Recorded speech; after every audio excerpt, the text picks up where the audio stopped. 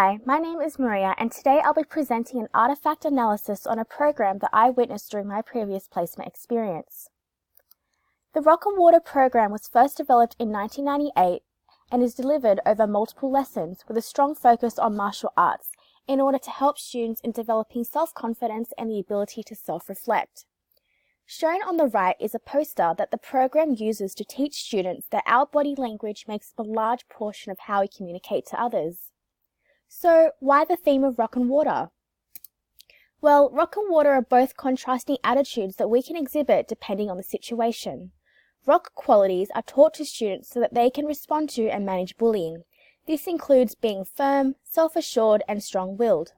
In contrast, water qualities assist in maintaining social harmony and positive relationships.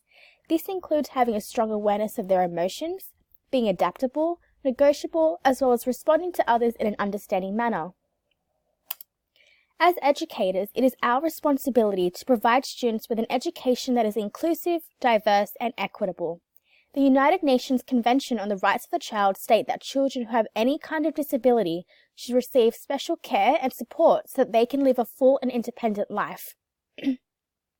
In my opinion, mental health and emotional difficulty are both areas of exclusion that the Rock and Water program addresses in the way that it provides students who struggle in this area an opportunity to learn vital skills. Although these areas of exclusion overlap, the Rock and Water program definitely addresses both areas in the skills, tools, and lessons it provides. By teaching students who struggle with mental health and emotional difficulty these skills, students are being provided an inclusive, equitable, and socially just education, regardless of their internal struggles. The Student Welfare Policy provides a framework for New South Wales schools to encourage students to take ownership over their own learning and behaviour.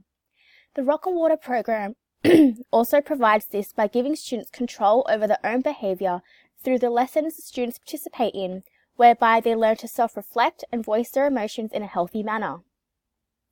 The physical correlation to martial arts also allows students to take responsibility over how they interact with others, as they learn all about the importance of body language.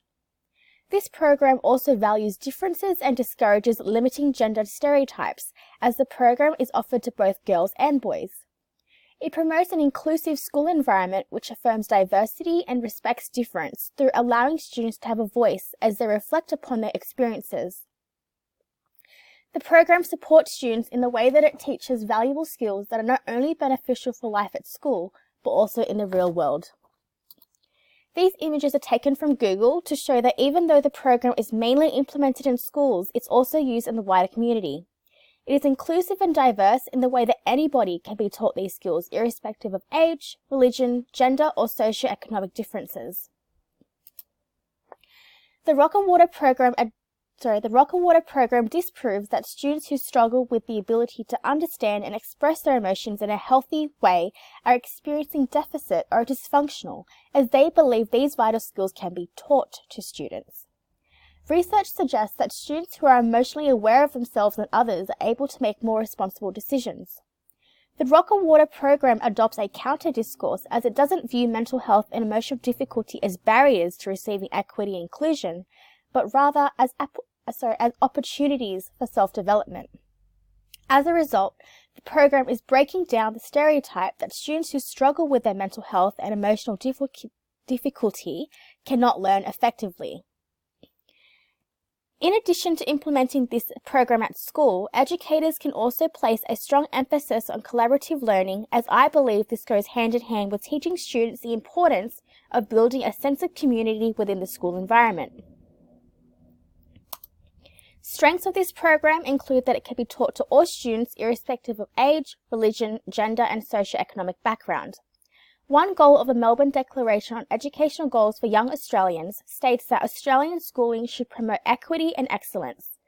This program adheres to this goal as all students are able to receive mentoring on how to handle difficult emotions, become more self-aware, and recognise their strengths and weaknesses.